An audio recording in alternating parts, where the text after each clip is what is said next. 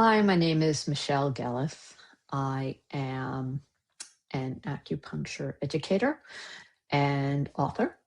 And today I would like to thank the American Acupuncture Council for this opportunity to speak to you today about submuscular needling of the face. So last year, I published a book, hardcover book on treating the face, and it is a comprehensive 500-page book. And one of the chapters of the book is all about submuscular needling.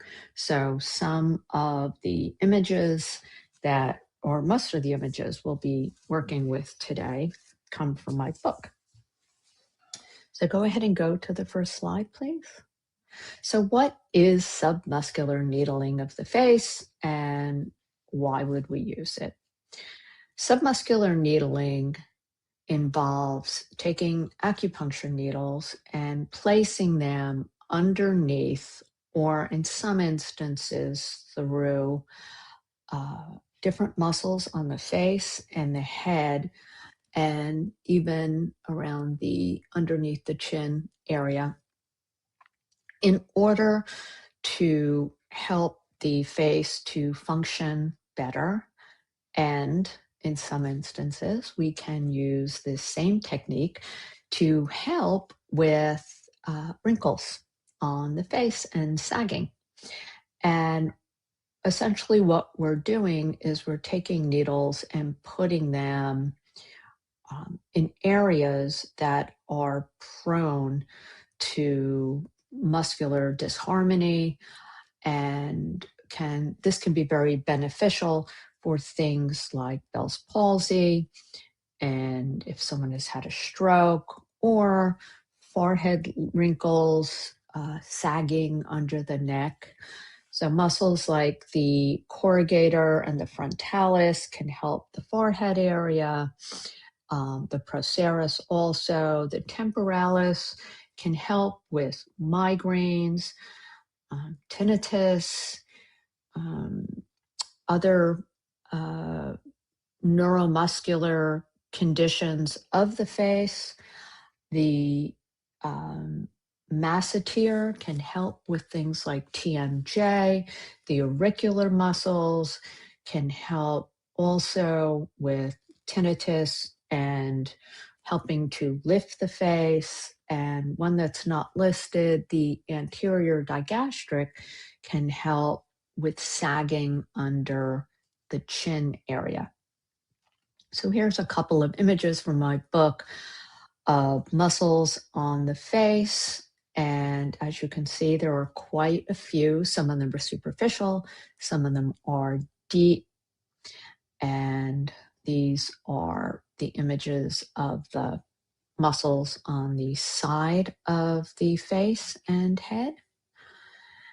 And so first we're going to talk a little bit about muscles involved in raising the eyebrows and the eyelids, bringing the eyebrows together.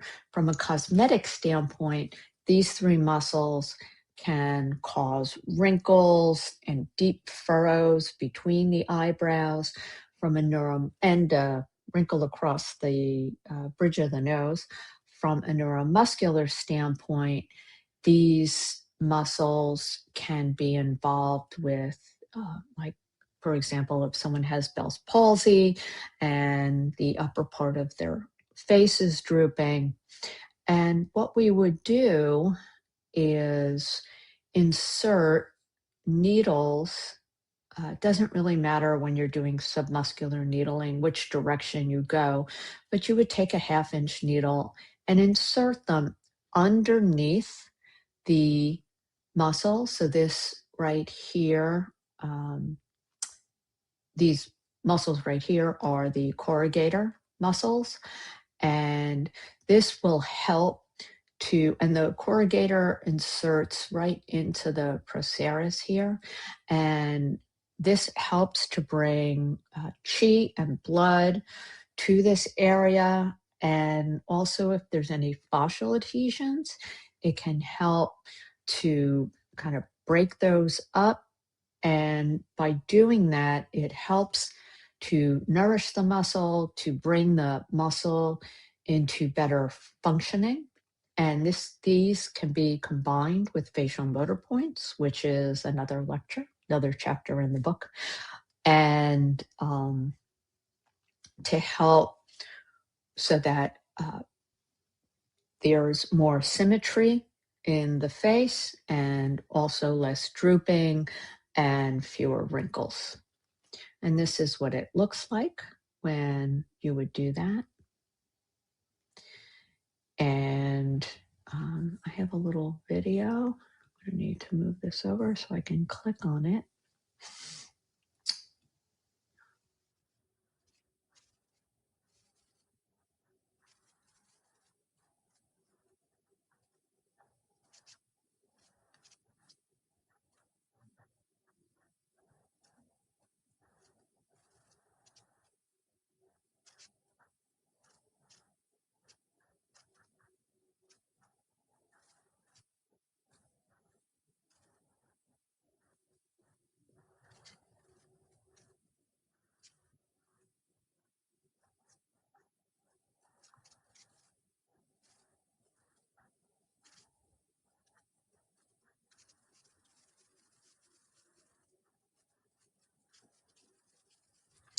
So as you can see in the video, I took a very thin gauge. I use Seren needles. They're like half inch. I think those are 0.14s. And I went right underneath the corrugator muscle. And you can just use one from the top if you choose, but in that example, I was using two. So the frontalis is another muscle. So there's two heads to the frontalis, and that is another muscle that we can do submuscular needling with. So we would put several needles underneath the frontalis muscle, and it would look something like this. This can help with droopy eyelids and also with forehead wrinkles. I'm going to skip the videos. This is just a brief summary of what submuscular needling is. If you want more information, you can either visit my book, which you can get at facialacupunctureclasses.com, or you can watch one of my recorded webinars at the same website, facialacupunctureclasses.com. This is the procerus muscle, which you would needle from the top down if you were doing submuscular needling. It's kind of like a triangle. This is the temporalis muscle, and using a series of needles all around the temporalis can really help to relax this temporalis muscle, which can become very tight.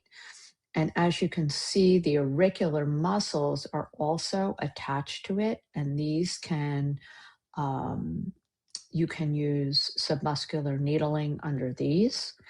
And the temporalis, a lot of the facial and neck muscles are connected to it, either directly or indirectly through the occipital frontalis or through the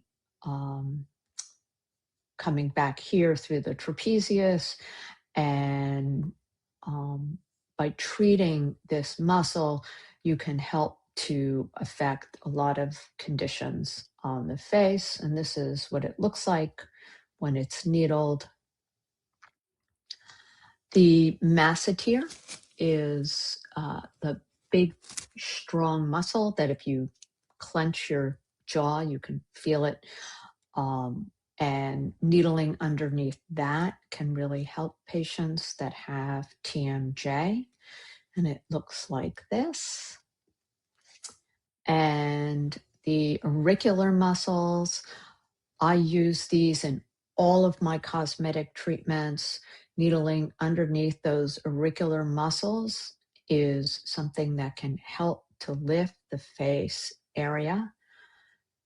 And I have found it has helped my patients who have ear pain and tinnitus. And so that is my presentation about submuscular needling. Again, it was very brief, but I wanted to give you guys an overview. If you are interested in learning more, you can visit my website, facialacupunctureclasses.com. And I am also available on social media at my name, Michelle Gellis, or at Facial Acupuncture Classes. Once again, I want to thank the American Acupuncture Council for this opportunity to speak to you today about submuscular needling of the face.